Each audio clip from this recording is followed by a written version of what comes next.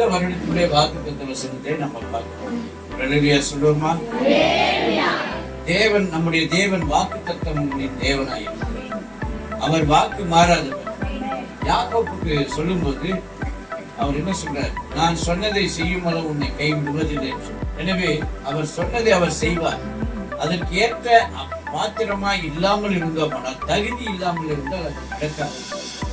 அதுக்கு ஏற்றபடி நம்ம விசுவாசத்தோடு ஜெபத்தோடு கர்த்தர் நம்முடைய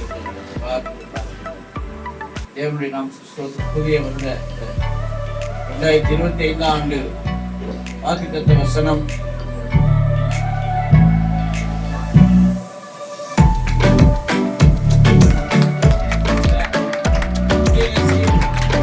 உங்களுக்கு நற்செய்தியை உண்டாக்குவேன்.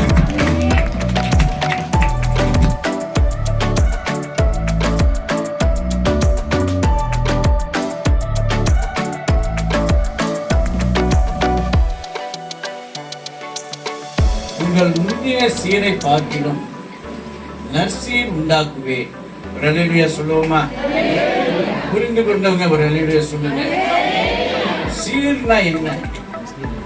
மதிப்பு, மரியாதை இல்லையா? ஆசீர்வாதங்கள் இப்படி வரிசையா சொல்லுவோம். இந்த 2024 வரை இருந்த ஆசீர்வாதத்தை விட இன்னும் மேன்மையாக இந்த 2025 நம்மளை நடத்த போகிறார்.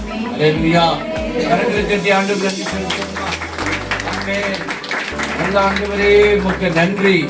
ஆண்டவரே, உம்முடைய வார்த்தையின்படி நீர் எங்களுடைய சபையாருக்கு கர்த்தர் நீர் கிருபை தருவீராக. ஆண்டவரே, நற்சீர் உண்டாக்குவீராக.